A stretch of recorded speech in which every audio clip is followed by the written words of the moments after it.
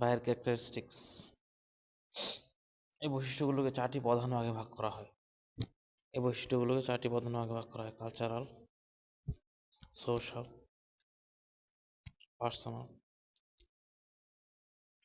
এবং সাইকোলজিক্যাল। বায়ের ক্যারেক্টারিস্টিক্সকে চারটি প্রধান ভাগে ভাগ করা হয়: কালচারাল, সোশ্যাল, সামাজিক, পার্সোনাল বা সাইকোলজিক্যাল। কালচারালটা কি? এই বিভাগের অধীনে আবার তিনটি ভাগ আছে। Cultural factors. কালচারের অধীনে আবার তিনটা ভাগ আছে। কালচারাল, একটা সাবকালচার, একটা সোশ্যাল। কালচারাল কি? কালচার বা সংস্কৃতিকে যে একটা মানুষের চাওয়া এবং আচরণের সবচেয়ে মৌলিক কারণ, অর্থাৎ মার্কেটারদেরকে কালচার বা সংস্কৃতি এটা একজন মানুষের চাওয়া বা আচরণের সবচেয়ে মৌলিক কারণ। মার্কেটারদের অবশ্যই সংস্কৃতি পরিবর্তন ও কালচারাল শিফটের দিকে নজর রাখতে হয়। অর্থাৎ কালচার যে একজন মানুষের চাওয়া এবং আচরণের সবচেয়ে মৌলিক কারণ হলো কালচার, মোস্ট বেসিক কারণ। মার্কেটারদের অবশ্যই সংস্কৃতি পরিবর্তন, কালচার শিফটের দিকে নজর রাখতে হয়। যেমন স্বাস্থ্য সচেতনতা বৃদ্ধি, এটা সাম্প্রতিক সাংস্কৃতিক পরিবর্তন, cultural shift. Greater health consciousness,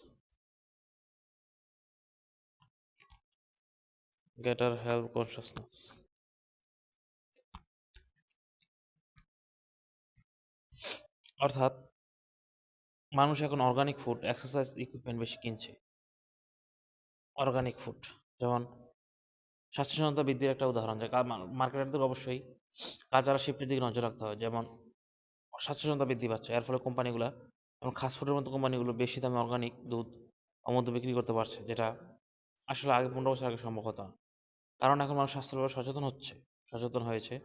মানুষের অর্থনৈতিক সক্ষমতা বেড়েছে, ইকোনমিক স্টিমুলাস বেড়েছে। আচরণগত পরিবর্তন কি? যে মানুষ সাধারণ সয়াবিন তেলের বদলে অলিভ অয়েল বা সানফ্লাওয়ার অয়েল কিনছে। তেল কোম্পানিগুলোকে পরিবর্তন বুঝেই তাদের পণ্য সাজাতে হবে।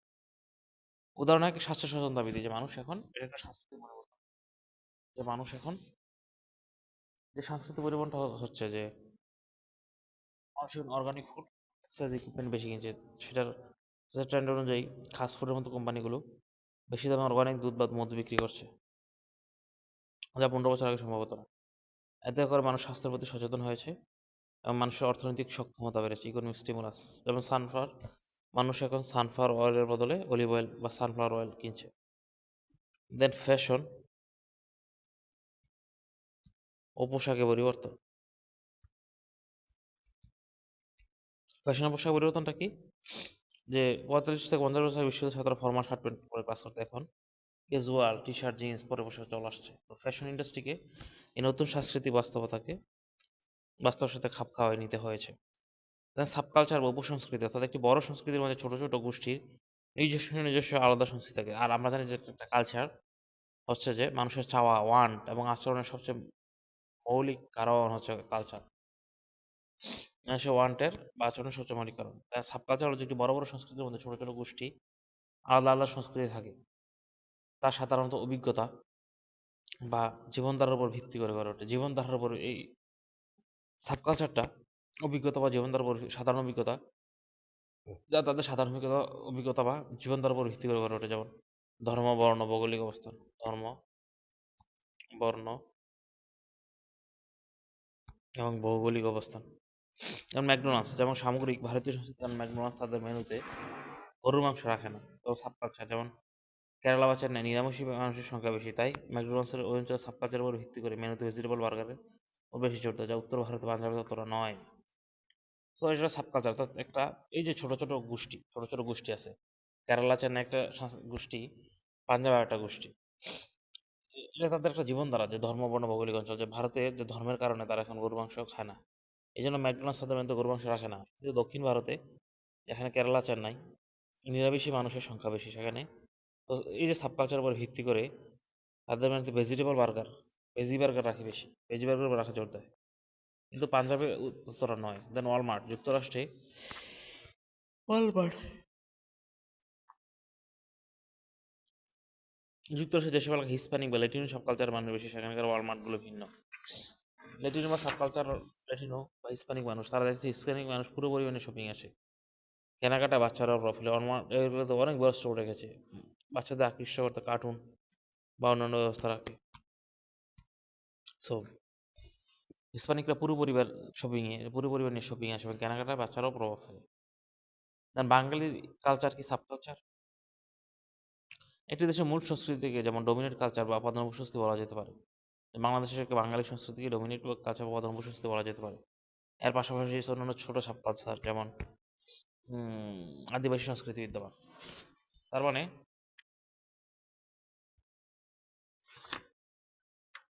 সাব কালচার বা উপসংস্কৃতি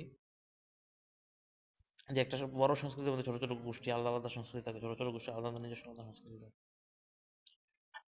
আচ্ছা, দেন বাইরের ক্যারেক্টারিস্টিক্স যেমন সোশ্যাল ক্লাস, যে এটি হলো সমাজের আপেক্ষিকভাবে স্থায়ী এবং সুশৃঙ্খল বিভাজন, যেখানে প্রতিটি ভাগের সদস্যরা একই ধরনের মূল্যবোধ, আগ্রহ এবং আচরণ ধারণ করে। সোশ্যাল কাজটা হলো যে একটি সমাজের আপেক্ষিকভাবে স্থায়ী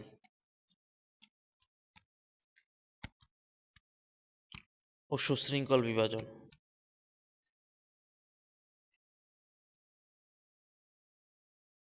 সোশ্যাল কাজটা বা সামাজিক শ্রেণী হলো সমাজের আপেক্ষিকভাবে স্থায়ী সুশৃঙ্খল বিভাজন, যেখানে প্রতিটি ভাগের সদস্যরা একই ধরনের মূল্যবোধ, আগ্রহ ও আচরণ ধারণ করে।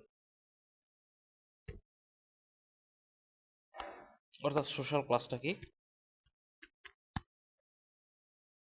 আপেক্ষিকভাবে স্থায়ী এবং সুশৃঙ্খল বিভাজন সোশ্যাল ক্লাস, যেখানে প্রতিটি ভাগের সদস্যরা একই ধরনের মূল্যবোধ, আগ্রহ ও আচরণ, মানে একই ধরনের সদস্যরা প্রতিটি বিভাগের সদস্যরা একই ধরনের মানে প্রতিটি বিভাগের সদস্যরা একই ধরনের মূল্যবোধ, আগ্রহ, আচরণ ধারণ করে। এটা হলো সমাজের স্থায়ী এবং সুশৃঙ্খল বিভাজন। যেমন একটা স্থায়ী আর কি, এটা যেমন ধনী গরিব নির্বিশেষে এটা স্থায়ী স্থায়ী এবং সুশৃঙ্খল বিভাজন। এবং এখানে প্রতিটি ভাগের সদস্যরা একই ধরনের মূল্যবোধ ধারণ করে, মূল্যবোধ, আগ্রহ, আচরণ ধারণ করে। এবং সোশিও ইকোনমিক ক্লাস এটি সবচেয়ে পরিচিত ভিত্তি, যা আয় সম্পদের উপর ভিত্তি করে উচ্চবিত্ত, মধ্যবিত্ত, নিম্নবিত্ত, অন্যান্য ভিত্তি। যেমন শ্রেণীবিভাগ শুধু অর্থ দিয়ে হয় না, শিক্ষা শ্রেণীবিভাগ যে শুধু অর্থ দিয়ে হবে তা না, শিক্ষা যেমন বুদ্ধিজীবী শ্রেণী শিক্ষিত পেশা দিয়ে হয়, ব্লু কালার বা কায়িক শ্রমিক, হোয়াইট কালার বা অফিস কর্মী দিয়ে হতে পারে। সেটা একটা সমাজের আপেক্ষিকভাবে স্থায়ী সুশৃঙ্খল বিভাজন, যেখানে প্রতিটি বিভাগের সদস্যরা একই ধরনের মূল্যবোধ, প্রতিটি বিভাগের সদস্যরা একই ধরনের মূল্যবোধ, আগ্রহ ও আচরণ ধারণ করে। তো মার্কেটারদেরকে বিভিন্ন সামাজিক শ্রেণীর মানুষের কেনাকাটার আচরণ বিভিন্ন সামাজিক শ্রেণীর মানুষের কেনাকাটার আচরণ ভিন্ন হয়। কোম্পানিকে পার্থক্য বুঝে নিয়ে সে অনুযায়ী পণ্য প্রচার সাজাতে। অর্থাৎ বিভিন্ন সামাজিক শ্রেণীর মানুষের বিভিন্ন সামাজিক শ্রেণী আছে। আয়ের ভিত্তিতে, সম্পদের ভিত্তিতে ভাগ দেখলাম আমরা যে শুধু, অর্থাৎ শ্রেণীবিভাগ শুধু অর্থ দিয়ে হয় না, শিক্ষা বুদ্ধিজীবী শ্রেণী শিক্ষিত পেশা পেশা দিয়েও হতে পারে। তো বিভিন্ন সামাজিক শ্রেণীর মানুষের কেনাকাটার আচরণ ভিন্ন হয়, তো কোম্পানিকে এই পার্থক্য বুঝে সে অনুযায়ী পণ্য প্রচারণা সাজাতে হয়। যে সোশ্যাল কাজটা বা সামাজিক শ্রেণীটা হচ্ছে যে সমাজের আপেক্ষিকভাবে স্থায়ী এবং সুশৃঙ্খল বিভাজন, যেখানে প্রতিটি ভাগের সদস্যরা একই ধরনের মূল্যবোধ, আগ্রহ, আচরণ ধারণ করে। একই বিভাগের সদস্যরা একই ধরনের মূল্যবোধ, আচরণ ধারণ করে। এবং সুশৃঙ্খল ক্লাসটা আয়ের ভিত্তিতে, তারপরে অর্থ শিক্ষার ভিত্তিতে ভাগ হতে পারে, যেমন পেশার ভিত্তিতে ভাগ হতে পারে। এটা হচ্ছে সামাজিক ক্লাস। সুশৃঙ্খল বিভাজনটা একই ধরনের আর যে প্রতিটা যে একই ধরনের বিভাগগুলো একই ধরনের মূল্যবোধ, আগ্রহ, আচরণ ধারণ করে। তো বিভিন্ন শ্রেণীর সমাজে বিভিন্ন শ্রেণীর মানুষের আসলে কেনাকাটার আচরণ ভিন্ন হয়। সো কোম্পানিকে পার্থক্য বুঝে নিয়ে সেই অনুযায়ী আমাদেরকে কোম্পানিকে পণ্য প্রচারণা সাজাতে হয়। দেন সোশ্যাল ফ্যাক্টরসটা হচ্ছে যে আরেকটা সামাজিক উপাদান হচ্ছে যে ক্রেতার বৈশিষ্ট্যকে প্রভাবিত করা দ্বিতীয় প্রধান বিভাগ। এর মধ্যে হচ্ছে গ্রুপ বা গোষ্ঠী, অর্থাৎ একটি ব্যক্তি বিভিন্ন গোষ্ঠীর অন্তর্ভুক্ত থাকে। একজন ব্যক্তি বিভিন্ন গোষ্ঠীর অন্তর্ভুক্ত থাকে যা তার পড়াশোনাকে প্রভাবিত করে। আর মেম্বারশিপ গ্রুপ, অর্থাৎ যে যে গ্রুপের সদস্য ব্যক্তি ইতিমধ্যে আছেন, যেমন তার বন্ধু মহল, সহকর্মী। অর্থাৎ যে গ্রুপের সদস্য ব্যক্তি ইতিমধ্যে আছেন মেম্বারশিপ, যেমন তার বন্ধু মহল, সহকর্মী বা পেশাজীবী গোষ্ঠী। রেফারেন্স গ্রুপ, যে গ্রুপের সদস্য ব্যক্তি নন কিন্তু তিনি সেই গ্রুপের নিজেকে তুলনা করবেন, নিজে ওই গ্রুপের মতো হচ্ছেন, তাকে অ্যাসপিরেশনাল গ্রুপও বলা হয়। যেমন ক্রিকেটার, একজন তরুণ ঘরোয়া ক্রিকেটার মেম্বারশিপ গ্রুপ, জাতীয় দলের খেলোয়াড়দের মতো হতে চায়, তরুণ ঘরে ক্রিকেট মেম্বারশিপ গ্রুপ। মেম্বারশিপ গ্রুপটা কি, গোষ্ঠীটা কি, যে গ্রুপের সদস্য ব্যক্তি ইতিমধ্যে আছে, অনেক গ্রুপের সদস্য ব্যক্তি ইতিমধ্যে আছে, যেমন বন্ধু মহল, সহকর্মী বা পেশাজীবী গোষ্ঠীতে যেমন তার বন্ধু, যে গ্রুপের সদস্য ব্যক্তি ইতিমধ্যে আছে মেম্বারশিপ। একজন ব্যক্তি বিভিন্ন গোষ্ঠীর অন্তর্ভুক্ত থাকে। যা তার ক্রয় আচরণকে প্রভাবিত করে। মানে একজন ব্যক্তি বিভিন্ন ধরনের গোষ্ঠীতে অন্তর্ভুক্ত থাকে, বিভিন্ন ধরনের গোষ্ঠীতে অন্তর্ভুক্ত থাকে, যা আসলে তার ক্রয় আচরণকে প্রভাবিত করতে। মেম্বারশিপ গ্রুপটা কি, যেমন আমরা যেমন প্রত্যেক মানুষের কোনো না কোনো মেম্বার, যে গ্রুপের সদস্য ব্যক্তি ইতিমধ্যে আছে, যেমন তার বন্ধু মহল, সহকর্মী, তার বন্ধু মহল, সহকর্মী বা পেশাজীবী গোষ্ঠী। রেফারেন্স গ্রুপটা হলো যে গ্রুপের সদস্য ব্যক্তি নন, কিন্তু তিনি সেই গ্রুপের সাথে নিজেকে তুলনা করেন বা সেই গ্রুপের মতো হতে চান, এক্সপাইরেশনাল গ্রুপ বলা হয়। যেমন একজন তরুণ ঘরোয়া ক্রিকেটার জাতীয় দলে খেলার জন্য সাকিব আল হাসানের মতো হতে চান, এটা রেফারেন্স গ্রুপ। যেমন সচিন টেন্ডুলকার, টিভিতে সচিন টেন্ডুলকার এমআরএফ ব্যাট দিয়ে খেলতে দেখে নিজেরও এমআরএফ স্টিকার লাগানো বা ব্যাট কিনতে চাইতো। তার মার্কেট ইমপ্লিকেশন, বাজ মার্কেট, অর্থাৎ কোম্পানিগুলো এই রেফারেন্স গ্রুপের প্রভাবকে কাজে লাগায়। এই রেফারেন্স গ্রুপটাকে মার্কেট ইমপ্লিকেশন বা বাজ মার্কেটিং বলে এটাকে। রেফারেন্স গ্রুপটা কি, যে যে গ্রুপের ব্যক্তি গ্রুপের সদস্য নন, কিন্তু তিনি সেই গ্রুপে, তিনি তিনি তিনি ওই গ্রুপের সদস্য নন, যে গ্রুপের সদস্য নন, কিন্তু তিনি নিজেকে ওই গ্রুপের সাথে মিলাতে চান বা তুলনা করতে চান বা সেই গ্রুপের মতো হতে চান, এটা অ্যাসপিরেশনাল গ্রুপ। যেমন তরুণ ঘরোয়া ক্রিকেটার জাতীয় দলে খেলোয়াড়দের মতো হতে চায়, সাকিব আল হাসানের মতো হতে চায়, অথবা বাচ্চারা টিভিতে সচিনকে এমআরএফ ব্যাট দিয়ে খেলতে নিজের এমআরএফ স্টিক লাগানো ব্যাট কিনতে চায়।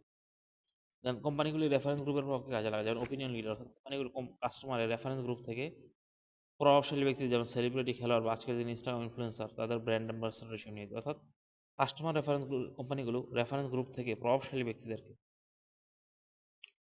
ব্যক্তিদেরকে ব্র্যান্ড অ্যাম্বাসেডর হিসেবে নিয়ে, যেমন সেলিব্রিটি, খেলোয়াড়, আজকের দিন ইনস্টাগ্রাম ইনফ্লুয়েন্সার। ওপিনিয়ন লিডাররা কোনো পণ্যের প্রচার করেন, সাধারণ মানুষ তার দ্বারা প্রভাবিত হয়ে পণ্যটি কি নেই। দেন সোশ্যাল নেটওয়ার্ক, বর্তমানে ব্র্যান্ড অ্যাম্বাসেডর তারা যখন পণ্যটির প্রচার চালায়, ওটা তারা প্রভাবিত হয়, তারা পণ্যটা কিনে। সোশ্যাল নেটওয়ার্ক হলো যে ফেসবুক, ইউটিউব, ব্লগের মতো অনলাইন কমিউনিটিগুলো শক্তিশালী গ্রুপ হিসেবে কাজ করে, অর্থাৎ যেখানে পারস্পরিক আলোচনা তাদের কেনার সিদ্ধান্তকে প্রভাবিত করতে পারে। ফেসবুক, ইউটিউব, ব্লগের মতো অনলাইন কমিউনিটিগুলো অ্যান্ড ফ্যামিলি বা পরিবার, এটি সামাজিক উপাদানের মধ্যে সবচেয়ে গুরুত্বপূর্ণ, সবচেয়ে বেশি গবেষণালব্ধ বিষয়। মূল ধারণা হলো যে একটি পরিবার বিভিন্ন পণ্য কেনার ক্ষেত্রে বিভিন্ন সদস্যের ভূমিকা বিভিন্ন হয়। একটি পরিবারের বিভিন্ন পণ্য কেনার ক্ষেত্রে বিভিন্ন সদস্যের ভূমিকা ভিন্ন ভিন্ন হয়। অর্থাৎ ডিটারজেন্ট, মশলা, রাঁধুনি, রান্নার তেল কেনার সিদ্ধান্ত সাধারণত নারীরা নিয়ে থাকে। এই কারণে এই পণ্যের বিজ্ঞাপন নারীদের কেন্দ্র করে তৈরি করা হয়। গাড়ি বা প্রপার্টি, ফ্ল্যাট কেনার মতো বড় সিদ্ধান্তগুলো সাধারণত পরিবেশ পুরুষ সদস্য প্রদান করে। এই জন্য সেক্স এক্সিকিউটিভরা পুরুষ সদস্য কেমিস্ট করে বেশি জোর দেয়। আর দেন ব্রেকফাস্ট সিরিয়াল, অর্থাৎ কর্নফ্লেক্স বা সিরিয়ালের মতো পণ্য কেনার সিদ্ধান্ত অনেক সময় বাচ্চারা নেয়, তাই এগুলোর প্যাকেজ রঙিন হয় এবং অনেক সময় খেলনা দেওয়া থাকে। এটা হচ্ছে সিরিয়াল প্যাকেজ। অ্যাবাউট স্টিরিওটাইপিং, অর্থাৎ মার্কেটারদের অবশ্যই গতানুগতিক ধারণা এড়িয়ে চলতে হবে। যে ট্রেন্ড পরিবর্তন, যে আগে টিভি ফ্রিজের মতো টেকনোলজিগুলো শুধু পুরুষের, নারীরাও এই সিদ্ধান্ত সমানভাবে অংশগ্রহণ করে। গতানুগতিক ধারণা এড়িয়ে চলতে হবে। যেমন প্যাম্পাস, তাদের ওয়েবসাইটে থাকা স্টেট হোম ড্যাড, যিনি বাচ্চা ডায়পার কিনতেন, মাদার্স ডেতে হেভি মাদার্স ডে ইমেল পাঠিয়ে দিতে, যাতে বাবা ভীষণ ক্ষুব্ধ হন, কারণ ধরনেই চলছে শুধু মাই ডায়পার কিনে। স্টিরিওটাইপিং একটা বাজে উদাহরণ। দেন পার্সোনাল ফ্যাক্টরস ক্রেতার বৈশিষ্ট্যকে প্রভাবিত করা তৃতীয় প্রধান বিভাগ, অর্থাৎ অকুপেশন বা পেশা একজন ব্যক্তির পেশা তার কয়াচনকে প্রভাবিত করে। ব্লু ওয়ার্কার, যাদের কায়িক শ্রম বেশি। হোয়াইট কলার ওয়ার্কার, যারা ডেস্কে বসে মানসিক শ্রম দেয়। ব্লু ওয়ার্কারটা যাদের কায়িক শ্রম বেশি, যারা ডেস্কে বসে মানসিক শ্রম দেয়, হচ্ছে হোয়াইট কলার ওয়ার্কার। যাদের পোশাক, খাবার বা পণ্যের চাহিদা ও কেনার ধরন ভিন্ন হয়। যে ভুল কলার ওয়ার্কার, যারা কায়িক শ্রম দেয়, তার পোশাক কাপড় কেনার সময় ডিউরেবিলিটি বা টেকসই হবে করতে, যেমন সহজে ছিঁড়বে না, রং উঠবে না। হোয়াইট কলার ওয়ার্কার অফিসে কাজ করেন, তাদের সাহিত্যে যে সবার স্টাইলনেস বা আভিজাত্যের দিকে জোর দেয়। খাদ্য হোমমেকার, যিনি হয়তো রেডিমেড বা ফ্রোজেন পরোটা কেনা পছন্দ করবেন না। Stay at home mom stay at working mom, সময় স্বল্পতার কারণে বা একজন কর্মজীবী মা রেডিমেড বা ফ্রোজেন ফুড পছন্দ করে। দেন ইকোনমিক সিচুয়েশন বা অর্থনৈতিক অবস্থা, অর্থাৎ কাস্টমার ক্রয় আচরণ তার অর্থনৈতিক অবস্থা দ্বারা গভীরভাবে প্রভাবিত হয়। ক্রয় আচরণ, economic situation, personal income, savings বা সুদের হার। আয় বা সঞ্চয় বাড়লে মানুষ সাধারণত বেশি পণ্য কেনে, যেমন সুদের হার কমলে মানুষ loan, EMI, credit card loan বেশি নিয়ে বেশি কেনাকাটা করে। এর বিরোধী দল কবির আয় কমে গেলে কেনাকাটা কমে যায়। লাইফস্টাইল বা জীবনধারা, এটি সংজ্ঞায়িত করা কঠিন। লাইফস্টাইল একজন ব্যক্তির প্যাটার্ন অফ লিভিং বা জীবনযাত্রা। লাইফস্টাইলের মধ্যে তিন মাত্রার মিশ্রণ: অ্যাক্টিভিটিস, ইন্টারেস্ট এন্ড ওপিনিয়ন, অর্থাৎ কাজের শখ, কাজ, শখ, খেলাধুলা, অ্যাক্টিভিটিস, ইন্টারেস্ট, পরিবার, বিনোদন, কেনাকাটা ইত্যাদি বিষয়ে আগ্রহ, অপিনিয়ন, নিজের সম্পর্কে, সমাজ ও রাজনীতি মত। মার্কেটিং ইমপ্লিকেশন হলো কোম্পানিকে অবশ্যই সেসব কাস্টমারদেরকে টার্গেট করতে হবে যাদের জীবন দ্বারা তাদের পণ্যের সাথে খাপ খায়। ওইসব কাস্টমারদের যেমন স্পোর্ট কারকে ঝাঁকজমনপূর্ণ ফ্রেশিং স্পোর্ট কার টার্গেট করানো কখনোই মধ্যবয়সী আন্তঃ পরিবার কেন্দ্রিক। তিনি মনোযোগ আকর্ষণ করতে চান না হতে পারেন না। টার্গেট এমন ব্যক্তি যার লাইফস্টাইল ঝাঁকজমকপূর্ণ এক্সট্রাভাগ্যান্ট, যিনি পার্টি বা সামাজিকতা অভ্যস্ত। So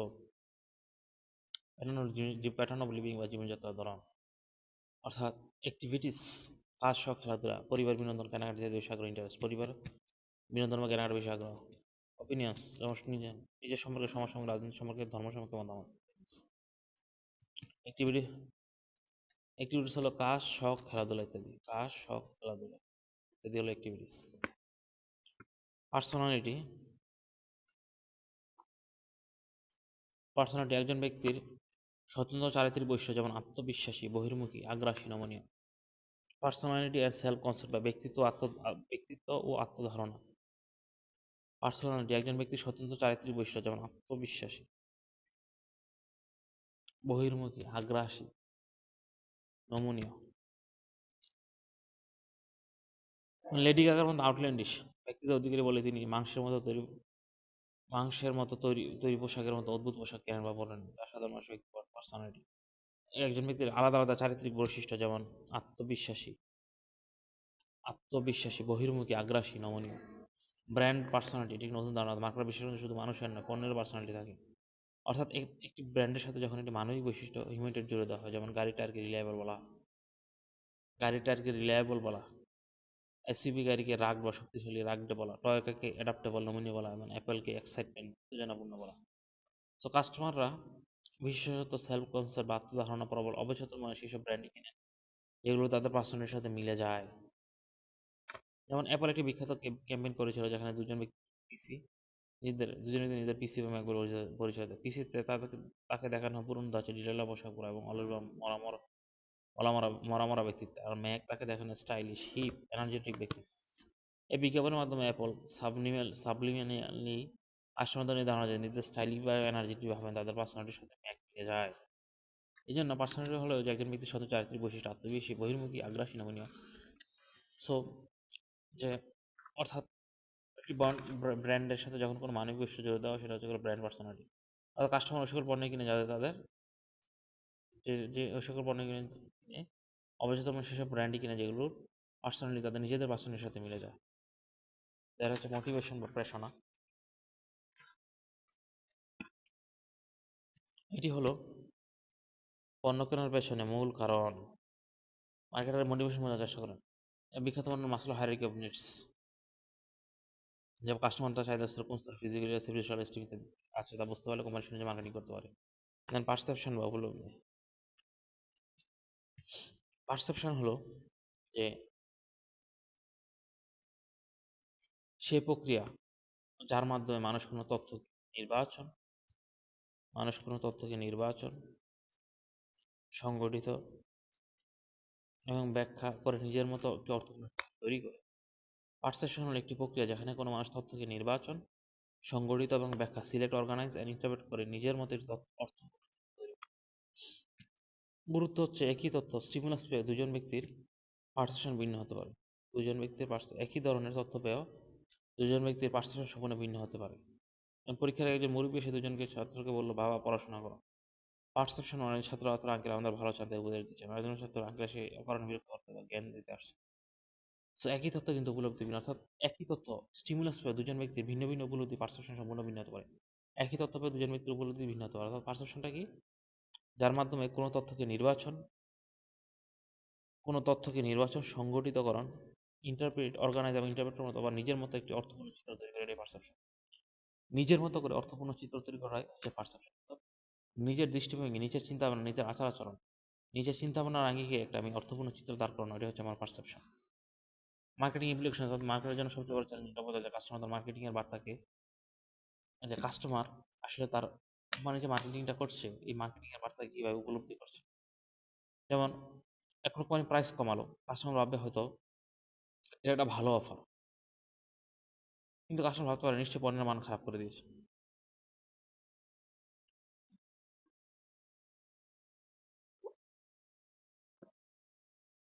so perceptual bias, customer বলতে বোঝা কঠিন, কারণ মানুষের মধ্যে তিনটি পারসেপটিভ বায়াস বা পক্ষপাতিত্ব কাজ করে, যা মার্কেটের জন্য চ্যালেঞ্জ।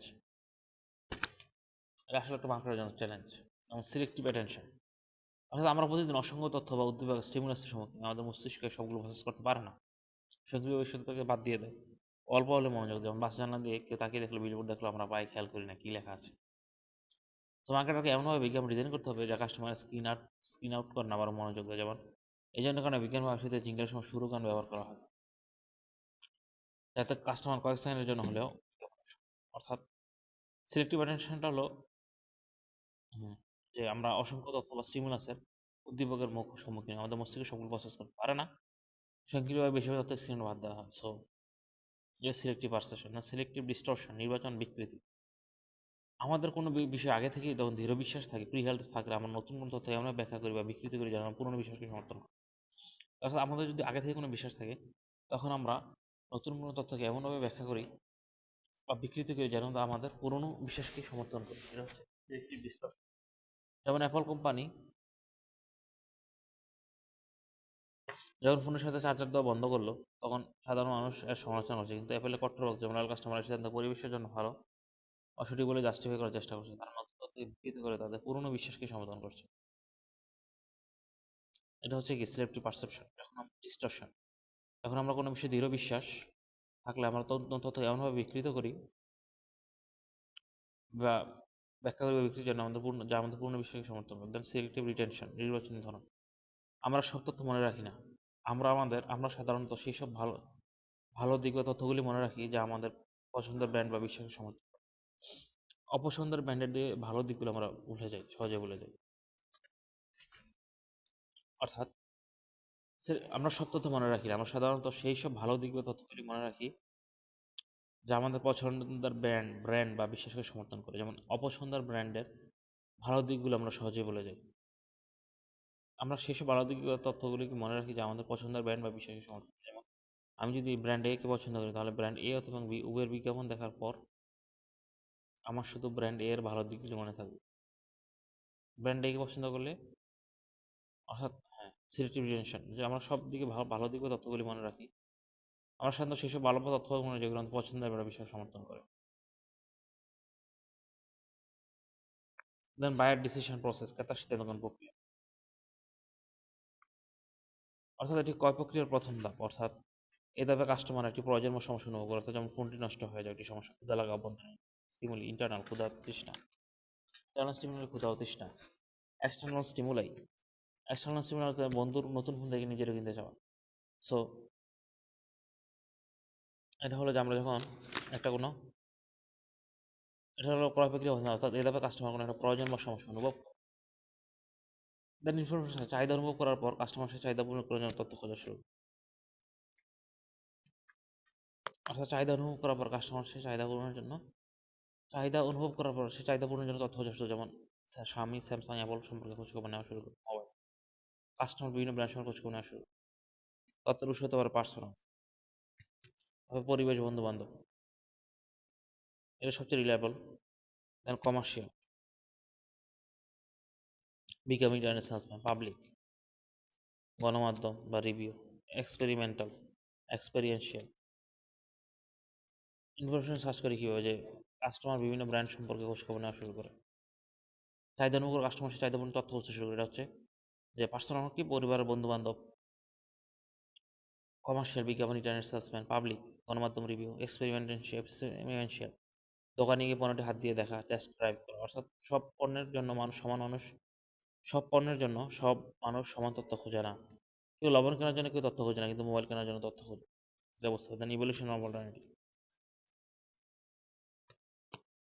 বিকল্প মূল্যায়ন, অর্থাৎ সংগ্রহ করা তথ্যের ভিত্তিতে কাস্টমার বিভিন্ন ব্র্যান্ডের মধ্যে তুলনা করে, সংগ্রহ করা তথ্যের ভিত্তিতে কাস্টমার বিভিন্ন ব্র্যান্ডের তুলনা করে, সংগ্রহ করা তথ্যের ভিত্তিতে কাস্টমার ব্র্যান্ডের তুলনা করে এবং সেগুলিকে একটা র্যাঙ্কিং করে ফেলে, ব্র্যান্ডের র্যাঙ্কিং করে ফেলে, কাস্টমার বাজেট, ফিচার, ওয়ারেন্টি ইত্যাদি বিচার করে একটা তালিকা তৈরি করে। Budget, customer budget, feature, warranty ইত্যাদি বিচার করে একটা তালিকা তৈরি করে। যেমন স্বামী,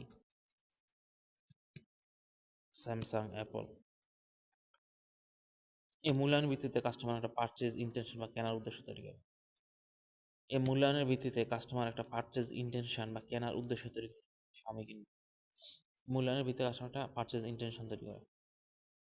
ইভ্যালুয়েশন অফ অল্টারনেটিভস অর্থাৎ ইভ্যালুয়েশন অল্টারনেটিভস অর্থাৎ সংগ্রহ করা তথ্যের ভিত্তিতে কাস্টমার বিভিন্ন ব্র্যান্ডের মধ্যে তুলনা করে এবং সেগুলিকে র্যাঙ্কিংয়ে ফেলে। যেমন কাস্টমার বাজেট, ফিচার, ওয়ারেন্টি ইত্যাদি একটা তালিকা তৈরি করে Xiaomi, Samsung, Apple। এই মূল্যায়ন ভিত্তিতে কাস্টমার একটা পারচেজ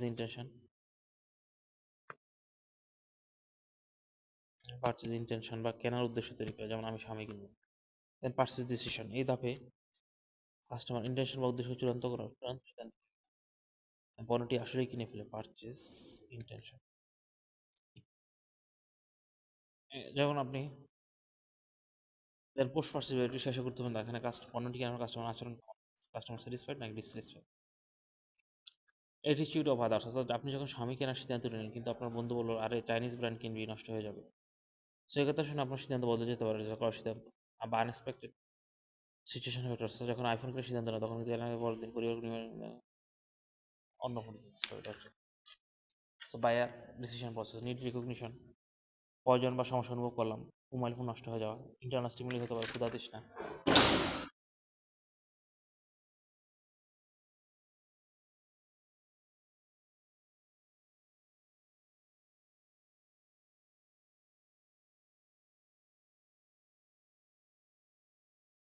দেন এক্সটার্নাল স্টিমুলাই হতে পারে বন্ধুর নতুন ফোন দেখে।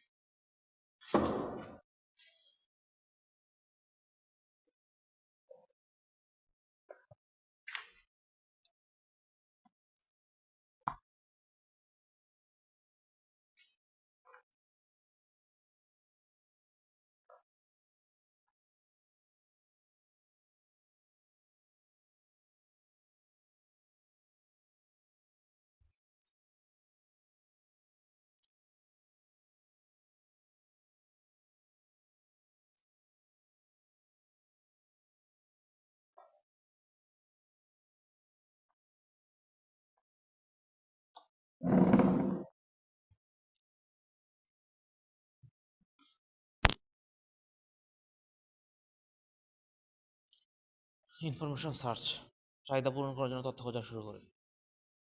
যেমন কাস্টমার বিভিন্ন ব্র্যান্ড সম্পর্কে তথ্য খোঁজা শুরু করে, খোঁজ খবর নেওয়া শুরু করে বিভিন্ন ব্র্যান্ড সম্পর্কে। যেমন তথ্য উৎস হতে পারে ইন্টারনাল, পার্সোনাল, বন্ধু বান্ধব, কমার্শিয়াল, বিজ্ঞাপন, ইন্টারনেট সেলসম্যান, পাবলিক, গণমাধ্যম, রিভিউ। পাবলিক বলতেছে গণমাধ্যম, সোশ্যাল মিডিয়াগুলো, এক্সপেরিমেন্টাল অর্থাৎ দোকানে গিয়ে পণ্যটি হাতে নিয়ে টেস্ট দেওয়া। সব পণ্যের জন্য তথ্য খোঁজা না, লবণ কেনার জন্য তথ্য খোঁজা না, মোবাইল কেনার জন্য তথ্য। ইভ্যালুয়েশন অফ অল্টারনেটিভস, বিভিন্ন ব্র্যান্ডের মধ্যে তুলনা করে র্যাঙ্কিং করে ফেলে। বাজেট, ফিচার, ওয়ারেন্টি ইত্যাদি বিবেচনা করে র্যাঙ্কিং Xiaomi, Samsung, Apple ইত্যাদি। এই মূল্যায়নের ভিত্তিতে কাস্টমারটা পারচেজ ইন্টেনশন তৈরি করে। পারচেজ ডিসিশনটা হলো নির্ধারিত রূপান্তর করে।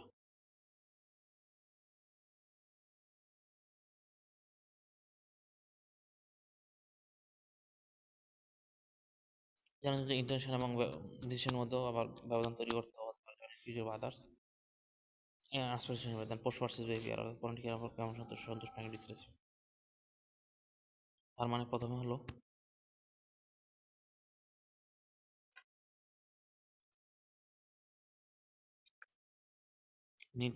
নিড রিকগনিশন বা চাহিদার স্বীকৃতি, information search, evaluation of alternatives, perception and post purchase.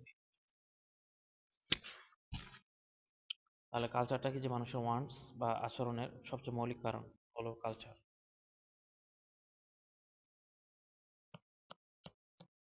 মার্কেটের অবশ্যই সাংস্কৃতিক পরিবর্তনকে নজর রাখতে হবে, স্বাস্থ্য সচেতনতা বৃদ্ধি পেতে পারে, তারপরে ফ্যাশন বা পোশাক পরিবর্তন হতে পারে। সাংস্কৃতিক পরিবর্তনে ওইভাবে তাদের পণ্য সাজাতে হবে, খাপ খাইয়ে ব্যবস্থা নিতে হবে, খাপ খাইয়ে নিতে হচ্ছে। সাব কালচার, নির্দিষ্ট গঠনের ছোট ছোট আলাদা সংস্কৃতি ধর্ম নৃত্য করে ওঠে। ম্যাকডোনাল্ড, ওয়ালমার্ট, উদাহরণ ম্যাকডোনাল্ড, ওয়ালমার্ট, তারপর আছে হচ্ছে যে কালচারাল সোশ্যাল ক্লাস, যে একটি সমাজে আর্থিকভাবে স্থায়ী একটি সুশৃঙ্খল বিভাজন, যেখানে প্রতিটি সদস্য একই ধরনের মূল্যবোধ আচার আচরণ ধারণ করে। সোশিও ইকোনমিক ক্লাস, আয়ের ভিত্তিতে পেশার ভিত্তিতে। গ্রুপস, সোশ্যাল ফ্যাক্টরস, সামাজিক উপাদানের মধ্যে আরও আছে গ্রুপস।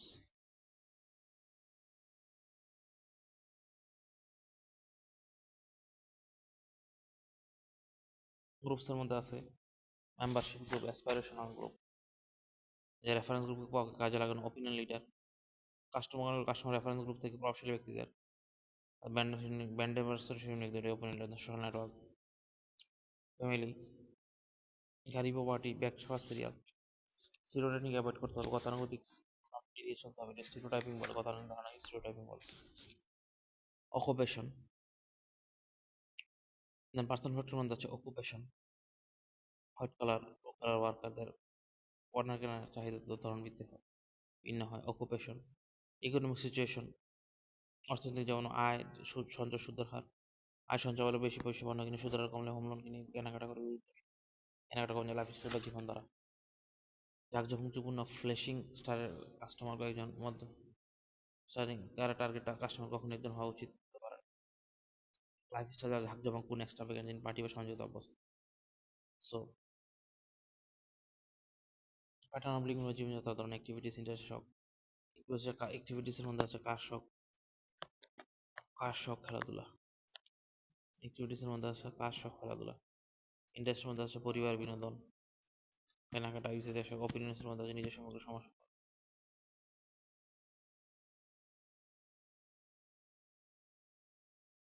পার্সোনালিটি সন্দেহ জাতির বৈশিষ্ট্য, আউটল্যান্ডিশ ব্যক্তিদের অধিকারী থাকে। ব্যান্ড পার্সোনালিটি, প্রোডাক্টের পার্সোনালিটি থাকে, রিলায়েবল, র্যাগেড, এক্সাইটমেন্ট। অবচেতন মানে সেই ব্র্যান্ডগুলো কিনে যাদের পার্সোনালিটির সাথে মিলে যায় এরকম পার্সোনালিটির সাথে মিলে যায় ধরনের পণ্য কিনে। মার্কেটারদেরকে বলা আছে স্টাইলিশ ব্র্যান্ড যেটি পাবেন তাদের জন্য পার্সোনালিটির সাথে ম্যাচ মিলে যায়, পণ্যটা মিলে তাদের পার্সোনালিটির সাথে ম্যাচ। মোটিভেশনটা হচ্ছে কেন কিনে আসলে মূলত হায়ারার্কি অফ নিড বুঝতে হবে। পণ্যটি কেনার মূল মোটিভ বা কারণ কোন স্তরে আছে সে অনুযায়ী বুঝতে পারলে মার্কেটিং করতে পারে। পারসেপশন হলো অর্থপূর্ণ চিত্র তৈরি করা নিজের মতো করে। অত নির্বাচন অর্গানাইজ সিলেক্ট ইন্টারপ্রেটার মতো নিজের মতো করে একটা অর্থ একই জন্য পারসেপশন একই রকম ভিন্ন ভিন্ন একই তথ্য কিন্তু উপলব্ধি ভিন্ন ভিন্ন হতে পারে। মার্কেটিং ইমপ্রেশন হচ্ছে সবচেয়ে বড় চ্যালেঞ্জ, মার্কেটিং মাত্র কীভাবে পারসিভ করছে। প্রাইস কমানো, ভালো খারাপ দুই ধরনের হতে পারে। তো উপলব্ধি বোঝা কঠিন, এর জন্য 3টি পার্সেন্ট বাক্য হইতে কাজ করে মানুষের, যা মার্কেটের জন্য চ্যালেঞ্জ। প্রথম হলো সিটি অ্যাটেনশন,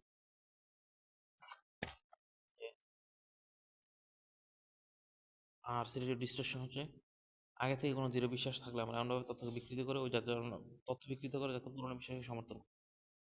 তথ্যকে বিকৃত করি এমনভাবে তথ্য বিকৃত করি, ব্যাখ্যা করি বা আর পছন্দের ব্র্যান্ডকে মনে রাখা। আর সিলেক্টিভ রিটেনশন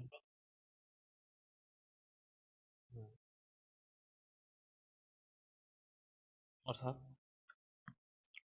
সিলেক্টিভ অ্যাটেনশনটা হলো অল্প কিছুতে মনোযোগ দেওয়া, অর্থাৎ প্রতিদিন অসংখ্য তথ্য বা স্টিমুলেটর আমরা সম্মুখীন হই, মস্তিষ্কের সবগুলো প্রসেস করতে পারলে সংযোগে বেশিরভাগ তথ্য, অর্থাৎ অল্প কিছুতে মনোযোগ। মার্কেটার এমনভাবে বিজ্ঞাপন ডিজাইন করতে হয় যেন কাস্টমার স্ক্রিন আউট না করে বরং বাদ দেয়, কাস্টমারের জন্য তথ্যকে স্ক্রিন আউট না করে বরং মনোযোগ দেয়।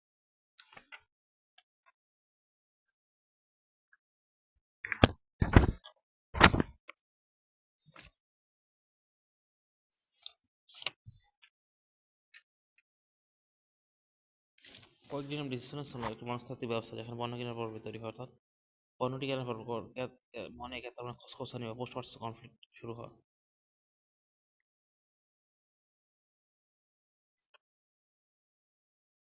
এখন কাস্টমার প্রত্যাশা পণ্যের প্রকৃত নির্ভর করে।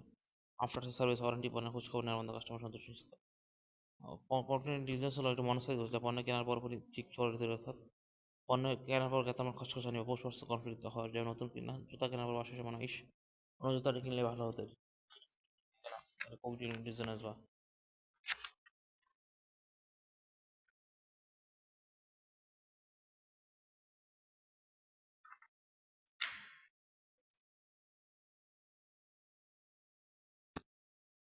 দেন আসি মার্কেটিংটা কি। মার্কেটিং হলো কাস্টমারের সাথে একটি প্রফিটেবল রিলেশনশিপ তৈরি করা বা উন্নত করা এবং বজায় রাখা। কাস্টমারের সাথে একটা লাভজনক সম্পর্ক তৈরি করা, ডেভেলপ করা, তা বজায় রাখা এবং তা উন্নত করা এবং তা বজায় রাখা। মার্কেটিংয়ের দুটি প্রধান লক্ষ্য তুলে ধরা হয়েছে। একটা হচ্ছে নতুন কাস্টমার আকর্ষণ করা, অর্থাৎ কাস্টমারকে সুপিরিয়র ভ্যালু বা উৎকৃষ্টতর সুবিধা, যেমন ভালো মানের পণ্য, কম দাম এবং ভালো বিক্রয় সেবা প্রদানের মাধ্যমে নতুন কাস্টমারকে আকৃষ্ট করা। মার্কেটের দুটি প্রধান লক্ষ্য। সুপিরিয়র ভ্যালু, উৎকৃষ্ট সুপিরিয়র ভ্যালু বলতে যে ভালো মানের পণ্য, কম দাম এবং ভালো বিক্রয় সেবার মাধ্যমে আকৃষ্ট করা। দুই, বিদ্যমান কাস্টমারকে ধরে রাখা এবং বৃদ্ধি করা, অর্থাৎ শুধুমাত্র নতুন কাস্টমার না যথেষ্ট নয়, বরং পরিচালনা বাজার বিদ্যমান কাস্টমার ধরে রাখা এবং তাদের সাথে ব্যবসায়িক নতুন কাস্টমার শুধু আনাই লক্ষ্য নয়, বিদ্যমান কাস্টমার ধরে রাখা এবং তাদের মধ্যে ব্যবসায়িক পরিধিও বৃদ্ধি করতে হবে।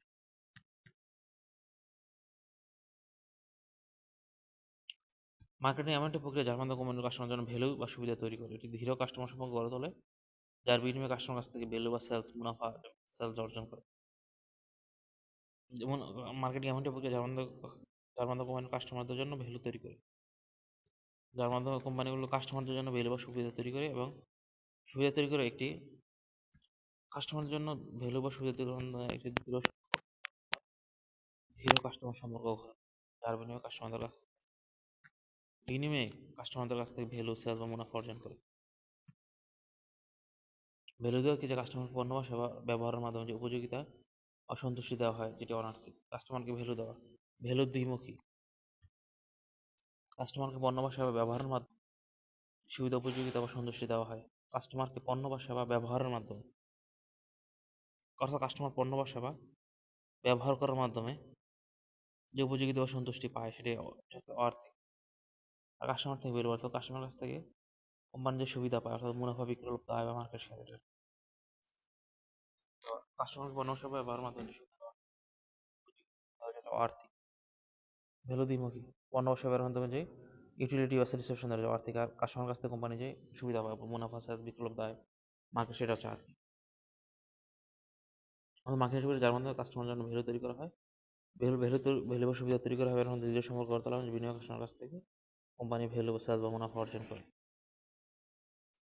মার্কেটিংকে 5টি ধাপের প্রক্রিয়া হিসেবে বর্ণনা করা হয়। আচ্ছা, প্রথমে হলো মার্কেটের প্রথম কাজ হলো বাজারকে বোঝা। ফার্স্ট কাজ হলো বাজারকে বোঝা ও কাস্টমার কি চায় তা বিশ্লেষণ। দেন প্রথম ধাপ তথ্যের ভিত্তিতে একটি মার্কেটিং কৌশল, কাস্টমার মার্কেটিং তৈরি করে। দেন এই ধাপে কৌশলকে বাস্তবায়ন করা হয় এবং যেমন 4 Ps, অন্যমূল্য, স্থান, বাজারের সমন্বয় বলা হয়, বাস্তবায়ন করা হয়।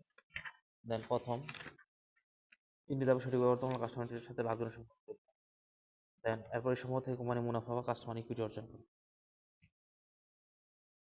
মার্কেটিং নিড অনেক ডিমান্ড, নিড হলো কোনো কিছুর অভাব, সেলফ অফ ডিপ্রাইভেশন, মানুষের মৌলিক প্রয়োজন এবং খাদ্য বস্ত্র, জ্ঞানের চাহিদা। ওয়ান্ট হলো কালচার এবং পার্সোনালিটি দ্বারা প্রভাবিত, নিডের একটি রূপ, প্রভাবিত হওয়া নিডের একটি রূপ। ওয়ান্ট হলো কালচার এবং পার্সোনালিটি দ্বারা প্রভাবিত হওয়া নিডের একটি রূপ, যেমন খাবার একটা নিড। বাংলাদেশ ভাষা ওয়ান্ট হলো ভাত, মাছ। আর আমেরিকানদের ওয়ান্ট হলো বার্গার, পিৎজা। ডিমান্ড হলো ক্রয় ক্ষমতা দ্বারা সমর্থিত হয় যখন হবে, তাকে বলা ডিমান্ড বলে। যেমন একজন ফেরারি গাড়ি কেনার ইচ্ছা, একটা ওয়ান্ট। কিন্তু যদি আপনার একটা বাইক কেনার ইচ্ছা এবং সামনে দুইটাই থাকে, তো তার ডিমান্ডে পরিণত। মার্কেট অফারিং, কাস্টমারের নিড বা ওয়ান্ট মেটানোর জন্য কোম্পানি যা কিছু বাজারে অফার করে। এটি হতে পারে প্রোডাক্ট, স্পর্শযোগ্য ভৌত জিনিস বা কোকের বোতল, বই। হতে পারে সার্ভিস, যেমন ব্যাংকিং, শিক্ষাদান, হাসপাতালের সেবা। হতে পারে এক্সপিরিয়েন্স, একটি অস্পর্শযোগ্য, তাদের ব্যক্তিগত স্মৃতি তৈরি করা, অর্থাৎ এটি ব্যক্তিগত প্লাস স্মৃতি তৈরি করা, যেমন সিনেমা দেখা। অনেক সময় মার্কেটিং অফারিং এর 3টি সংমিশ্রণ হতে পারে, যেমন রকমারি.com মূলত একটি সার্ভিস প্রদান করে, যদিও নিজেও একটি বই, কিন্তু রকমারি বই উৎপাদন করে না, বরং সেটা ক্রেতার কাছে পৌঁছে দেওয়া সেবাটি প্রদান করে। মার্কেট অফারিং 3 ধরনের, অর্থাৎ নিড অন মেটানোর জন্য কোম্পানি যা কিছু অফার করে, প্রোডাক্ট, সার্ভিস, এক্সপিরিয়েন্স। কাস্টমার ব্যক্তিগত ও স্মৃতি তৈরি করা, যে একটু অস্পর্শযোগ্য অভিজ্ঞতা, ব্যক্তিগত, তবে এটি ব্যক্তিগত ও স্মৃতি তৈরি করে, যেমন পর্যটন বা সিনেমা দেখা। অনলাইনে বই কিনলে অনলাইনে পড়লে কি সেটি পণ্য নষ্ট হবে? এখন পণ্য অবশ্যই পণ্য সুবিধা, যদি এটা ফিজিক্যাল ফর্ম নেই। এর মূল পার্থক্য মালিকানা। আপনি যদি অনলাইনে বইটি কিনেন, তাহলে সেটি মালিকানা লাভ করেন, কিন্তু সেবার ক্ষেত্রে আপনি কোনো কিছুর মালিকানা পান না। যেমন লেকচার, ব্যাংকিং সেবা। ফিজিক্যাল গ্রুপ নিয়ে যেমন সেবার মতো বৈশিষ্ট্য, মূল মালিকানা, সেবাগ্রহণ অভিজ্ঞতা, সেবা অভিজ্ঞতার এমন একটা অফারিং যা কাস্টমার স্মৃতি তৈরি করে, মানে খুবই ব্যক্তিগত অনুভূতি বা উপভোগের বিষয়। এক্সপিরিয়েন্স হলো কাস্টমার জন্য একটা স্মৃতি তৈরি করা, একটা ব্যক্তিগত উপভোগের বিষয়। যেমন ফ্যান্টাসিক ট্যুরিস্ট রিসোর্ট, আপনাকে রাইড বা রুমের পাশাপাশি ফ্যান্টাসি কিংডম বা ট্যুরিস্ট রিসোর্ট এর রুমের পাশাপাশি একটা সামগ্রিক অভিজ্ঞতা বিক্রি করে যা পরে মনে রাখেন। সামগ্রিক অভিজ্ঞতা বিক্রি করে যা আপনি পরে মনে রাখেন। সার্ভিস কনসালটেন্সি ফার্ম আপনাকে আপনার দক্ষতা পরামর্শ দিয়ে একটা সেবা প্রদান করে। আপনাকে তাদের দক্ষতা পরামর্শ দিতে হবে। যদি তাদের অভিজ্ঞতা আছে তারা কাস্টমার সেবাটি বিক্রি করছে, কোনো ব্যক্তিগত স্মৃতি বা উপভোগ্য মুহূর্ত নয়। সেবা হলো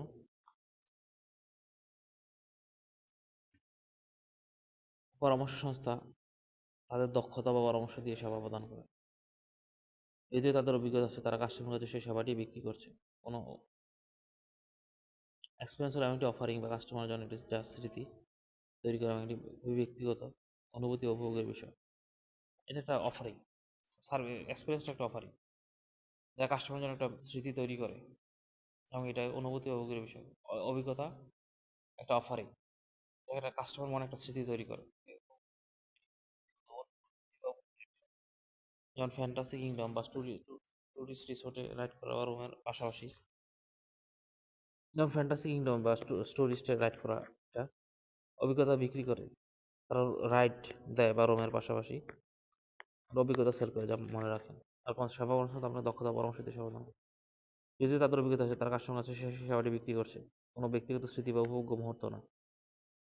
ভবিষ্যতে স্পেস ট্যুরিজম চালু হলে সেটি শুধু ট্রাভেল সার্ভিস হবে না, এটি একটি অনন্য অভিজ্ঞতা হিসেবে বাজারজাত করা হবে। মার্কেট অফারিং হলো মার্কেট হলো মার্কেটিং অফারিং ডেভেলপ করার ক্ষেত্রে কোম্পানিগুলো যে বড় বলে আক্রান্ত হয় তাহলে মার্কেট মাইপি, অর্থাৎ মাইপি হলো ক্ষীণ বা অদৃশ্য, অর্থাৎ কোম্পানি যখন বিদ্যমান পণ্যের গুণমান উন্নয়নের দিকে অতিরিক্ত মনোযোগ দেয়, বিদ্যমান পণ্যের গুণমানের অতিরিক্ত মনোযোগ দেয় এবং কাস্টমার প্রকৃত চাহিদা ও সমাজের বৃহত্তর চিত্র ও ভবিষ্যৎ পরিবর্তন বুঝতে ব্যর্থ হয় তখন তাকে মার্কেটিং মাইপিয়া বলে। যখন তার বিদ্যমান পণ্যের গুণমান উন্নয়নের দিকে অতিরিক্ত মনোযোগ দেয় এবং প্রকৃত চাহিদা বাজার বৃহত্তর চিত্র ভবিষ্যৎ বুঝতে ব্যর্থ হয় এবং কোম্পানিগুলো ভুলে যায় যে কাস্টমার নির্দিষ্ট পণ্য কেনে না, বরং তারা পণ্যটির মাধ্যমে সুবিধা ও সমাধান। তারা মনে করে যে পণ্য কিনে না, তারা আসলে কাস্টমারের সুবিধা কিনে বা সমাধান কেনে। যেমন কোদাক, যেমন ফিল্ম ইন্ডাস্ট্রিতে একচ্ছত্র নেতা ছিল। তারা ক্যামেরা এবং ফিল্মের মান আরও উন্নত কমিতে গবেষণা বিনিয়োগ করছিল। কিন্তু তারা বুঝতে পারছে কাস্টমার চাহিদা সহজ ছিল। কাস্টমারদের মূল নিট ছিল সহজ এভাবে ছবি তোলা এবং তার সহজ এবং দ্রুত ছবি সহজে দ্রুত ছবি তোলা এবং সংরক্ষণ। অ্যানালগ ক্যামেরা ও ফিল্মের মান তারা উন্নত করছিল।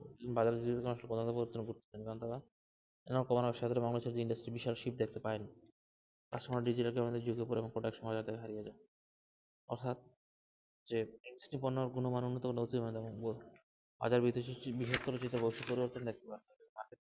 তারা কাস্টমার কমিউনিকেশন এসএমএস মোবাইল খুব ভালো কিন্তু প্রায় ভুলে যে পাই হয়ে যায়। বাজার মূল ধারণা কাস্টমার ভ্যালু অ্যান্ড স্যাটিসফ্যাকশন, যে মার্কেটিং এর মূল্য হলো কাস্টমার দীর্ঘদিন অর্জন করতে পারে সম্পর্কে পুরোপুরি স্যাটিসফ্যাকশনের উপর নির্ভরশীল। স্যাটিসফ্যাকশন নির্ভর করে এক্সপেকটেশন, অর্থাৎ কাস্টমার যে হতাশা তৈরি হয় এবং কোম্পানি কোনো আশা কুসুম অবস্থা পরিস্থিতি দেওয়া উচিত নয় তা পূরণ করতে পারবে। যতটুকু প্রস্তুতি যতটুকু পূরণ করতে পারবে, সম্ভব হলে তার চেয়ে বেশি ডেলিভারি দাও। দেন এক্সচেঞ্জ অ্যান্ড রিলেশন, এক্সচেঞ্জ হলো টাকার বিনিময়ে যেমন পণ্য লাভ করার প্রক্রিয়া, কিন্তু মার্কেটিংয়ের লক্ষ্য হলো মার্কেটিং শুধু একবার বিনিময় চায় না, তাকে টেকসই দীর্ঘমেয়াদী সম্পর্ক তৈরি করতে চায়। এই দীর্ঘমেয়াদী সম্পর্ক তৈরি করার জন্য কোম্পানি ধারাবাহিকভাবে সুপিরিয়র ভ্যালু ও উৎকৃষ্ট মান প্রদান করতে পারে। মার্কেট বা বাজার, মার্কেট শুধু একটি নির্দিষ্ট অবস্থান না, মার্কেটের সকল প্রকৃত ও সম্ভাব্য ক্রেতার সমষ্টি হলো মার্কেট। এই সকল ক্রেতার একটি সাধারণ নিট বা মান থাকে। দেন মডার্ন মার্কেটিং সিস্টেম হলো এটি আধুনিক বাজার ব্যবস্থা, শুধু ক্রেতা বা বিক্রেতা থাকে না, তার অনেক পক্ষে জড়িত থাকে, যেমন সাপ্লায়ার যারা কাঁচামাল সরবরাহ করে, কোম্পানি বা প্রতিযোগী, এক ইন্ডাস্ট্রি সেবা প্রদানকারী, মার্কেটিং ইন্টারমিডিয়ারিস মধ্যস্থকারী, ডিলার বিজ্ঞাপন সংস্থা, ব্যাংক যারা পণ্যের কাস্টমার হাতে পৌঁছে দেয় মার্কেটিং ইন্টারমিডিয়ারিস বলে, ফাইনাল কনজিউমার যারা বায়ার বা কাস্টমার। এই আধুনিক বাজার ব্যবস্থা শুধু ক্রেতা বা বিক্রেতা, এটি আধুনিক বাজার ব্যবস্থা শুধু ক্রেতা বা বিক্রেতা আরও জড়িত থাকে সাপ্লায়ার যারা কাঁচামাল সরবরাহ করে। সাপ্লায়ার যারা কোম্পানি কাঁচামাল সরবরাহ করে। কোম্পানি প্রতিটি একই ইন্ডাস্ট্রিতে সেবা প্রদানকারী বিভিন্ন প্রতিষ্ঠান। কোম্পানি বা প্রতিটি একই ইন্ডাস্ট্রিতে সেবা প্রদানকারী বিভিন্ন প্রতিষ্ঠান। মার্কেটিং ইন্টারমিডিয়েট মধ্যস্থতাকারী যেমন ডিলার, বিক্রয় সংস্থা, ব্যাংক, যারা পণ্যটি কাস্টমার কাছে পৌঁছাতে সাহায্য করে। ফাইনাল কনজিউমার বায়ার, এই সকল পক্ষে কিছু বৃহত্তর এনভায়রনমেন্টাল ফোর্সেস যেমন রাজনৈতিক, অর্থনৈতিক, সামাজিক দ্বারা প্রভাবিত হয়। মার্কেটিং প্রক্রিয়ায় প্রথম ধাপে যেমন বাজার বোঝা, মার্কেট রিসার্চের মাধ্যমে কাস্টমারের চাহিদা জানার পর মার্কেটিং স্ট্র্যাটেজি বা কৌশল তৈরি করা হয়। মার্কেটিং স্ট্র্যাটেজি বা কৌশলকে প্রক্রিয়াকে মার্কেটিং ম্যানেজমেন্ট বলা হয়। মার্কেটিং এই কৌশল প্রক্রিয়াকে মার্কেটিং ম্যানেজমেন্ট বলা হয়। কাস্টমার চাহিদা মার্কেটিং স্ট্র্যাটেজি তৈরি করা। কোম্পানির সিদ্ধান্ত নিতে হবে তারা কি বাজার সকল নাকি বাজারের নির্দিষ্ট সেগমেন্টকে টার্গেট করে। অর্থাৎ কোম্পানির পক্ষে সকল কাস্টমার সন্তুষ্ট করার সম্ভাবনা যেন নির্দিষ্ট একটা যৌক্তিক। টার্গেট মার্কেট ঠিক করার পর আমরা সিদ্ধান্ত নিতে হয় যে তারা কাস্টমারদের কী ধরনের ভ্যালু বা সুবিধা প্রদান করবে যা প্রতিযোগিতা আলাদা। অর্থাৎ যে আমরা কোন পণ্য বা সেবাটি অর্থাৎ টার্গেট মার্কেট ঠিক করার পর অনেক সিদ্ধান্ত করে যে আমরা কাস্টমারদের ঠিক কী ধরনের ভ্যালু বা সুবিধা প্রদান করবো যা প্রতিযোগিতা আলাদা এগুলো প্রপোজিশন।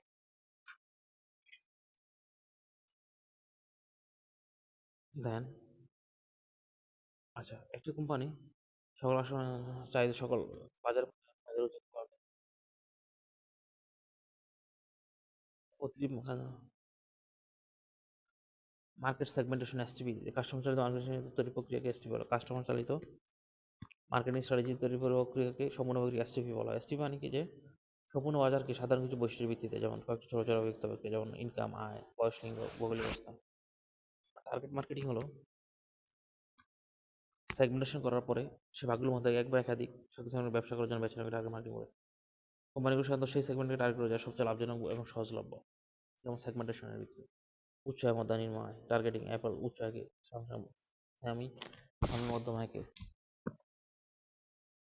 আর ওয়ালটন টার্গেট করে নিম্ন আয়কে। ইউনিলিভার যেমন লিঙ্গের ভিত্তিতে পুরুষ এবং, কারণ উভয়ের স্ক্রিন টাইপ চাহিদা আলাদা।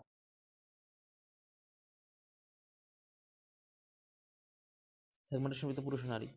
ইউনিলিভার ফেয়ারনেস কি টার্গেটিং উভয় সেগমেন্ট টার্গেট করে কারণ উভয় পণ্য দিলে লোয়েল না লোয়েল। ফলাফল শুধু পণ্যই নয়, উভয়ের সাইকোলজি তাদের বিজ্ঞাপনের ধরন আলাদা হয়। দেন পজিশনিং অর্থাৎ আমরা কীভাবে টার্গেট কাস্টমারদের সেরাটি দিব অর্থাৎ উত্তর ভ্যালু প্রপোজিশন ঠিক করা হয়। আমরা কীভাবে কাস্টমার অর্থাৎ একটি কোম্পানি তার কাস্টমারকে যে সুনির্দিষ্ট সুবিধা বা ভ্যালু প্রদান করার প্রতিশ্রুতি তাকে ভ্যালু প্রপোজিশন বলে। যে সুনির্দিষ্ট ভ্যালু সেবা দাম যেমন ভ্যালু প্রপোজিশন মূল্য হলো কাস্টমার প্রতিযোগী সম্পর্কে থেকে নিজেকে আলাদা করা। পজিশনিং হলো নিজে আলাদা করে বলতে টার্গেট কাস্টমার মানে পণ্য সম্পর্কে একটু স্পষ্ট মোর ফর মোর বেশি সুবিধার জন্য বেশি দাম, উচ্চমানের পণ্যের জন্য সেবার জন্য উচ্চমানের দাম। অ্যাপল বা লাক্সারি ব্র্যান্ড পজিশন স্টেটমেন্ট স্ট্র্যাটেজির প্রকার মোর ফর দ্য সেম, একই দামে বেশি সুবিধা। প্রতিযোগীর সমান দামে তার সাথে ভালো সেম ফর দ্য লেস, কম দামে একই দামে সুবিধা, কম দামে একই সুবিধা। অর্থাৎ প্রতিযোগীরা যে সুবিধা দিচ্ছে ঠিক সেই সুবিধাই তাদের কম দামে দেওয়া।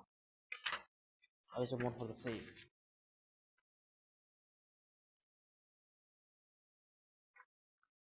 আচ্ছা, দেন আসি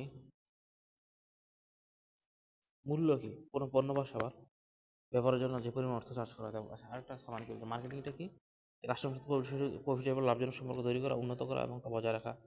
এটা হলো মার্কেটিং। যে মার্কেটিংকে দুটি প্রধান লক্ষ্য তুলে ধরা হয়। নতুন কাস্টমার আকর্ষণ করা হয়।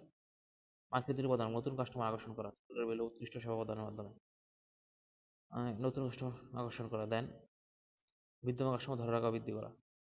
প্রয়োজনীয় বাজার বিদ্যমান কাস্টমার ধরে রাখা তাদের জন্য ব্যবসা বৃদ্ধি করা। ভ্যালু আদান প্রদান মার্কেটিং এমন বিক্রি যার মধ্যে কাস্টমারের জন্য ভ্যালু তৈরি করে, দৃঢ় সম্পর্ক গড়ে তোলে এবং বিনিময় কাস্টমার কাছ থেকে সেলস বা মুনাফা অর্জন করে। মার্কেটিং এমন বিক্রি যার মধ্যে কোম্পানিগুলো কাস্টমারের জন্য ভ্যালু বা সুবিধা তৈরি করে, কোম্পানি কাস্টমার ভ্যালু সুবিধা দৃঢ় কাস্টমার সম্পর্ক গড়ে তোলে এবং বিনিময় কাস্টমার সেলস বা মুনাফা অর্জন। ভ্যালু কীভাবে দেবো কাস্টমার পণ্য বা সেবার যে সুবিধা উপযোগিতা বা সন্তুষ্টিতা এটা আর্থিক, আর কাস্টমার থেকে যে সুবিধা পায় মুনাফা বা বিক্রি লাভ দেয় সেটা চার। মার্কেটিং কাস্টমার চাহিদা বোঝা, কাস্টমার বাজারের চাহিদা বোঝা। যেটা নিড অন ডিমান্ড গেল অভাব অভাব কোনো কিছুর অভাব মৌলিক চাহিদা প্রয়োজন সংস্কৃতি ও দ্বারা প্রভাবিত নিডের প্রমাণ ডিমান্ড হলো ওয়ান বা কয়েক যখন চাহিদা তারা ওয়ান বা যখন কয়েক দ্বারা সমর্থিত হয়। মার্কেটে অফারিং মার্কেটে কাস্টমার চাহিদা বোঝার যে পাঁচটি ধারণাকে প্রপোজাল ব্যাখ্যা করা একটা কাস্টমার চাহিদা বোঝার জন্য নিডন ওয়ান দেন মার্কেটিং অফারিং অর্থাৎ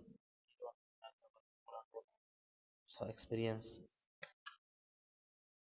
পণ্য ফিজিক্যাল কোনো মূল মালিকের মাঝে পার্থক্য পণ্য সেবার পার্থক্য কাস্টমার যেন একটা স্মৃতি তৈরি করা এটা খুবই স্মৃতি তৈরি করা যেটা খুবই ব্যক্তিগত বিষয় উপভোগ ও অনুভোগ্য বিষয় অনুভূতি উপভোগের বিষয় সেবা হলো দক্ষতা পরামর্শ বা কিছু সেবা প্রদান করা দক্ষ পরামর্শ দিয়ে প্রদান করা সেবাটি বিক্রি করছে যদিও তাদের অভিজ্ঞতা আছে তারা সঙ্গে সেবাটি বিক্রি মার্কেটিং মাইপি অর্থাৎ দূরদৃষ্টি সম্পন্ন শর্ট সাইটনেস বিদ্যমান পণ্যের গুণমান উন্নত করতে ভবিষ্যৎ চাহিদা বৃহত্তর সমাজের ভিতর চিত্র অতীত মানের প্রকৃত চাহিদা এবং বা সমাজের ভিতর চিত্র ও ভবিষ্যৎ অন্যবস্থা সম্মত বাজার মূল্য দেন কাস্টমার ভ্যালু স্যাটিসফ্যাকশন যে কাস্টমার সন্তুষ্ট বিষয় নির্ভর করে প্রত্যাশা এবং পারফরমেন্স বা ফলাফল মার্কেটিং ততটুকু প্রতিষ্ঠিত যতটুকু পূরণ করতে হবে এক্সচেঞ্জ রিলেশনশিপ টাকার বিনিময়ে কোনো কিছুর টাকা বিনিময়ে যেমন কোনো কিছু লাভ করা যেমন পণ্য যেমন টাকা দিয়ে মার্জিন লক্ষ্য হলো মার্কেটিং শুধু একবার বিনিময় ছাড়া একটা দীর্ঘমেয়াদী সম্পর্ক তৈরি করতে চায় এই দীর্ঘমেয়াদী সম্পর্ক যখন তৈরি হয় যখন ধারাবাহিকভাবে সুবিধা প্রদান করে মডার্ন মার্কেটিং সিস্টেমে সাপ্লায়ার যারা কাঁচামাল সরবরাহ করে কোম্পানি একই ইন্ডাস্ট্রিতে সেবা প্রদানকারী বিভিন্ন প্রতিষ্ঠান কম্পিটিটর বা কোম্পানি মার্কেটিং ইন্টারমিডিয়েট হলো মধ্যস্থকারী যেমন ডিলার রিটেলার বিজ্ঞাপন সংস্থা ব্যাংক যারা পণ্যটি কাস্টমার কাছে পৌঁছাতে সাহায্য করে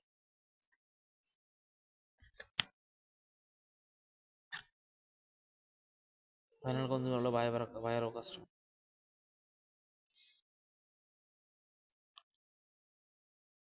মার্কেট রিসার্চের মাধ্যমে চাহিদা জানার পর্যন্ত মার্কেটিং স্ট্র্যাটেজি বা কৌশল তৈরি করা মার্কেটিং স্ট্র্যাটেজি বা কৌশল অর্থাৎ আমরা কেন কাস্টমারকে সার্ভিস দিব সকল কোম্পানিদের সিদ্ধান্ত নিতে হয়েছে তারা কি সকল কাস্টমার কাছে পণ্য বিক্রির চেষ্টা করবে নাকি শুধু ব্যবসা সেগমেন্ট টার্গেট করবে একটি কোম্পানি সকল কাস্টমার সুযোগ সম্ভাবনা নির্দিষ্ট করে যে বাংলা চাহিদা জানার পরে দিতে পারবে চাহিদা অনুযায়ী মার্কেটিং স্ট্র্যাটেজি বা কৌশল কৌশল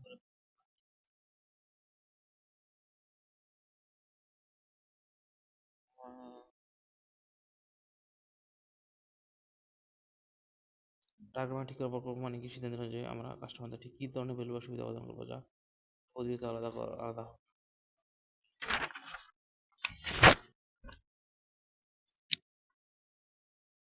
টার্গেট ঠিক করার পর কী ধরনের করবো যা তাদের চাহিদার ভিন্নতা কাস্টমার চাহিদা করার ক্ষমতা ভিন্ন কাস্টমার চাহিদার এমন একটি পণ্য তৈরি করা অসম্ভব যা বা সব চাহিদা একাই মেটাতে পারে আর সব কিছু চাহিদা একা টাইম এসটিপি অ্যানালাইসিস টার্গেট মার্জি কাস্টমার চাহিদা মার্কেট সাথে তৈরির সম্পূর্ণ প্রক্রিয়াকে এসটিপি বলা হয় সেগমেন্টেশন শূন্য হাজার সাধারণ গোষ্ঠীভিত্তিক দক্ষতা বেশিরভাগই যুক্ত করে তৈরি হয় দেন টার্গেট মার্কেটিং দেন এসটিপি দেন পজিশনিং প্রকারের কথা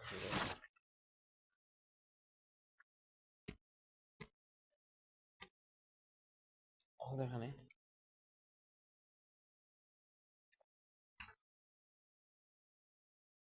কাস্টমার সাথে মার্কেট স্ট্র্যাটেজিতে যে আমরা নির্ধারণ করতে হবে যে আমরা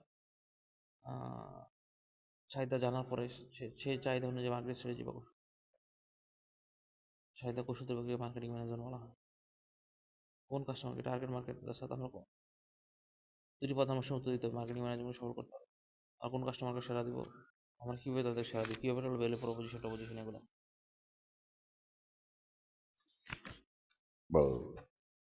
কাস্টমার সাথে মার্কেটিং স্ট্র্যাটেজি তৈরির সম্পূর্ণ প্রক্রিয়া কাস্টমার সাথে মার্কেটিং সম্পূর্ণ প্রক্রিয়াকে বলা হয় এসটিপি অ্যানালাইসিস এবার আসি মূল্য কি মূল্য হচ্ছে কোনো পণ্য বা সেবা প্রদানের বিনিময়ে পণ্য বা সেবা ব্যবহার করার জন্য যে পরিমাণ অর্থ চার্জ করা হয়, এটা হচ্ছে মূল্য। বিক্রেতার দৃষ্টিকোণ থেকে মূল্য হলো সেই পরিমাণ অর্থ যা তার উৎপাদন খরচ কভার করে এবং তাকে মুনাফা অর্জনে সহায়তা করে। অর্থ অর্থ যা তার উৎপাদন খরচ কভার করে, মূল্য হলো সেই পরিমাণ অর্থ যা তার উৎপাদন খরচ কভার করে এবং সাপ্লায়ারের দৃষ্টিকোণ থেকে মূল্য হলো সেই পরিমাণ অর্থ যা তার উৎপাদন খরচ কভার করে এবং তাকে মুনাফা অর্জনে সহায়তা করে। আর ক্রেতার দৃষ্টিকোণ থেকে মূল্য হলো সেই পরিমাণ অর্থ যা ক্রেতা একটি পণ্য থেকে প্রাপ্ত ভ্যালু বা সুবিধার বিনিময়ে ত্যাগ করতে রাজি থাকে। মূল্য হলো কোনো পণ্য বা সেবা ব্যবহারের জন্য যে পরিমাণ অর্থ চার্জ করা হয়। ব্যবহারের জন্য কোনো পণ্য বা সেবা ব্যবহারের যে পরিমাণ অর্থ চার্জ করা হয় এটাই মূল্য। সাপ্লায়ারের দৃষ্টিকোণ থেকে মূল্য হলো সেই পরিমাণ অর্থ যা তার উৎপাদন খরচে কভার করে প্লাস প্রফিট অর্জনে তাকে মুনাফা অর্জনে সহায়তা করে। ক্রেতার দৃষ্টিকোণ থেকে মূল্য হলো সেই পরিমাণ অর্থ যা ক্রেতা একটি পণ্য থেকে প্রাপ্ত ভ্যালু বা সুবিধার মানে ত্যাগ করতে রাজি থাকে। ক্রেতার দৃষ্টিকোণ থেকে মূল্য হলো সেই পরিমাণ অর্থ যা যা আর একটি পণ্য থেকে প্রাপ্ত ভ্যালু বা সুবিধা ত্যাগ করতে রাজি থাকে। যে কোনো ব্যবসার জন্য মূল্য নির্ধারণ সবচেয়ে গুরুত্বপূর্ণ, কারণ এটি একমাত্র উপাদান যা মূল্যই একমাত্র উপাদান যা যা যা আয় জেনারেট করে। মূল্য একমাত্র উপাদান যা আয় জেনারেট করে। মার্কেট অনুসন্ধান যেমন উৎপাদন, প্রমোশন, বিতরণ খরচ মূলত উৎপাদন, প্রমোশন, বিতরণ মূলত খরচ বা ব্যয়ের সাথে। যে কোনো পণ্যের মূল্য নির্ধারণের ক্ষেত্রে দুটি প্রধান সীমা থাকে, লিমিট থাকে। প্রাইস ফ্লোর, এটি হলো পণ্যের মোট উৎপাদন খরচ। এটি হলো পণ্যের মোট উৎপাদন খরচ। প্রোডাক্ট অর্থাৎ কোনো কোম্পানি এই খরচের নিচে পণ্য বিক্রি করতে চায় না। প্রাইস ফ্লোর, এটি হলো সর্বনিম্ন সীমা, অর্থাৎ যে কোনো পণ্য মূল্য যে কোনো প্রধান সীমা থাকে প্রাইস ফ্লোর, অর্থাৎ এটি হলো পণ্যের মোট উৎপাদন খরচ। যে কোনো পণ্য মূল্যের ক্ষেত্রে দুটি প্রধান সীমা থাকে, এর নিচে প্রাইস ফ্লোর, অর্থাৎ এর নিচে কোম্পানি পণ্য বিক্রি করতে চায় না, হয়তো লোকসান হবে। এটি পণ্য খরচ 100 টাকা হলে তার প্রাইস ফ্লোর হবে।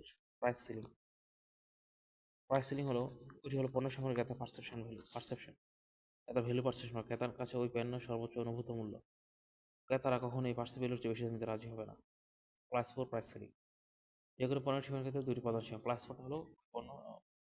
পণ্যের মোট প্রাইস সিলিং হলো প্রাইস ফ্লোর হলো পণ্যের মোট উৎপাদন খরচ, এর নিচে সেল করবে না। আর প্রাইস সিলিং হলো পার্সেপ ভ্যালু, পণ্য সম্পর্কে ক্রেতার অনুভূত এর বেশি দাম দিতে রাজি হবে। দুটি প্রধান কৌশলের উপর ভিত্তি করে মূল্য নির্ধারণ করা হয়। এক নম্বর হচ্ছে ভ্যালু বেসড প্রাইসিং। এই পদ্ধতিতে তার পারসেপশন বা ধারণাকে ভিত্তি করে মূল্য নির্ধারণ করা হয়। হচ্ছে কি বিষয় হলো মূল ফোকাস থাকে ক্রেতার উপর।